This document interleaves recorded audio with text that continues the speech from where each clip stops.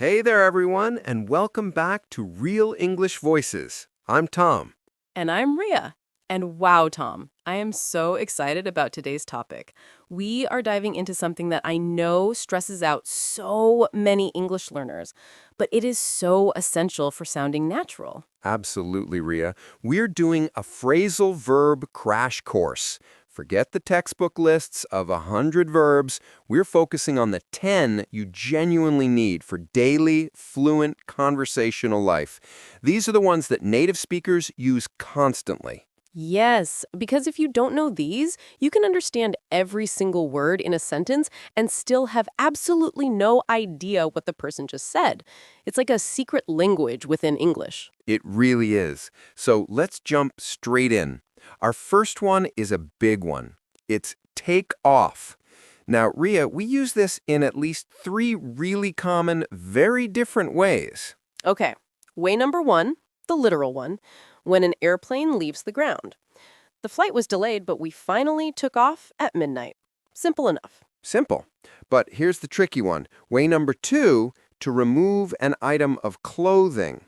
My mom always tells me, Tom, please take off your muddy boots before you walk on the carpet.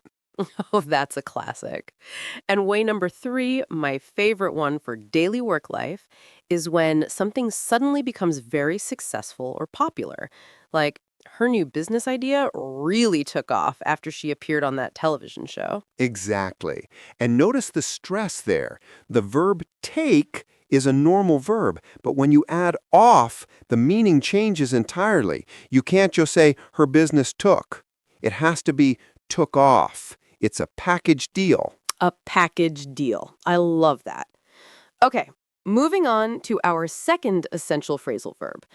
This one is about tolerance and patience, and that is put up with. Oh, put up with. This is a great one. It means to tolerate or accept an unpleasant situation or person without complaining. I mean, my neighbors sometimes play loud music until 3 a.m., but I just have to put up with it. I don't want to fight. Oh, the struggles of apartment living, I totally get it. It's such an expressive phrase, isn't it? When you say, I have to put up with this, it really communicates that it's annoying, but you're accepting it anyway. It's not happy acceptance, it's grudging acceptance. Yes, exactly. It has that little sigh built into it. Think about the person who lives with a messy roommate. They might say, I love living with him, but sometimes it's hard to put up with his dirty dishes everywhere. Right. It's not just accepting, it's enduring a little bit. Great one. Okay, Tom. Number three on our list is a fantastic one for expressing anticipation and excitement, and that is look forward to. Oh, I look forward to using this one. And the key thing to remember here, listeners, is the grammar. We use it with a noun or, more commonly, with a verb in the ing form. Such an important point. Don't say, I look forward to see you. You must say, I look forward to seeing you. The to here is part of the phrasal verb, not the infinitive marker. That's the detail that makes you sound fluent, Ria. It's so subtle. You can use it in a formal email, I look forward to hearing from you soon. Or casually, I'm really looking forward to my vacation next month. It just adds so much warmth to a conversation. When you say, I'm looking forward to our podcast recording next week, it sounds much more genuine than, I anticipate the recording. Who talks like that? Nobody. Okay, moving right along. Number 5, get over. This is one we use a lot in emotional and health contexts. Yes, the first meaning is recovering from an illness. I had a terrible flu, but thankfully I finally got over it last week. And the second, and arguably more emotionally charged meaning, is recovering from a difficult or disappointing experience, especially a breakup. It took her a long time to get over the disappointment of losing the competition, but she's okay now. That one really hits home. And it can be used for smaller things, too. If someone is being dramatic, you might tell them, oh, come on, just get over it. It was just a silly mistake. That's telling them to stop worrying about it. A little bit of tough love with a phrasal verb. I like it. Our fifth essential phrasal verb is call off. This one is about cancellations. Call off means to cancel something that was planned. It sounds much stronger and more definitive than just saying cancel. For example, they had to call off the outdoor concert because of the sudden thunderstorm. It implies a decision has been made to stop something from happening. You hear it a lot in news reports. The search team had to call off the rescue mission due to poor visibility. And notice the difference between call off and just call. If I say, I called the concert organizer, I just made a phone call.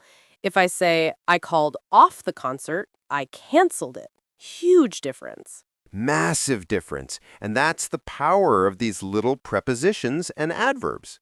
Okay, number 6, and this one is vital for problem solving. Figure out. Oh, figure out. I use this one every single day. It means to solve a problem or understand something after some thought. The new software update was confusing, but I finally figured out how to use it after watching a YouTube tutorial. It perfectly captures that process of mental effort. It's not just knowing the answer, it's working to find the answer. It's a journey. My favorite example is from a mystery movie. The detective couldn't figure out who the killer was until the very last scene. And this is another one where you can't just replace it with the base verb. You can't say, I figured it. It has to be figure out. Let's move to number 7, a really useful one for summarizing or concluding. Wrap up. Wrap up has a lovely, neat feeling to it. The literal meaning is to cover something, like wrapping a present, but in conversation, it means to finish a task or discussion. Let's quickly wrap up this meeting so we can all go home. Exactly. We're going to wrap up this section before we move to the final 3 phrasal verbs. It gives a gentle signal that things are coming to an end. It's polite and professional. Speaking of professional, let's talk about carry out, our 8th verb. This one is all about execution. Carry out means to perform or execute a task, instruction, or plan. It's often used in formal or official contexts.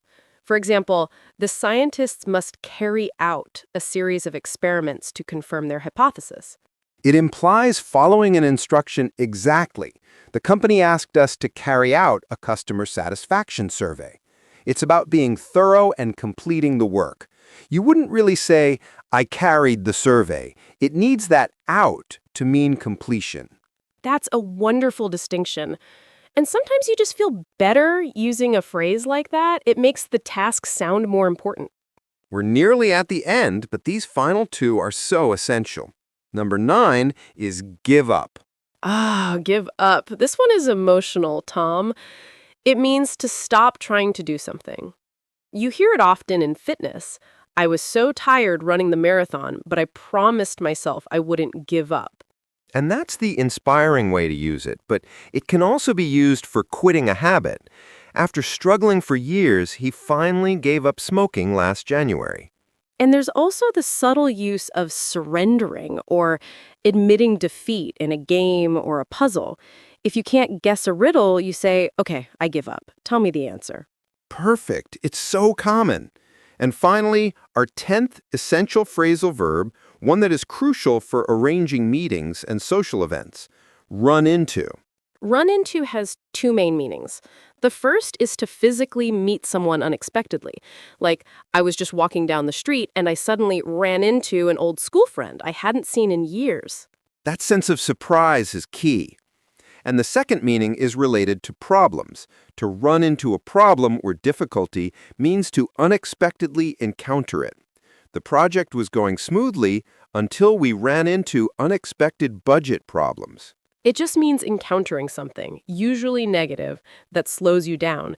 We don't say we ran budget problems. It must be ran into. Wow, Tom, that was a whirlwind.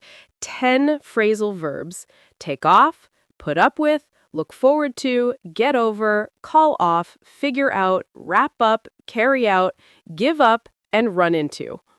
They seem like small words, but they unlock so much of the English language. They truly are the difference between sounding like a book and sounding like a real human being. Absolutely. And for all our listeners out there who might be feeling overwhelmed, remember this.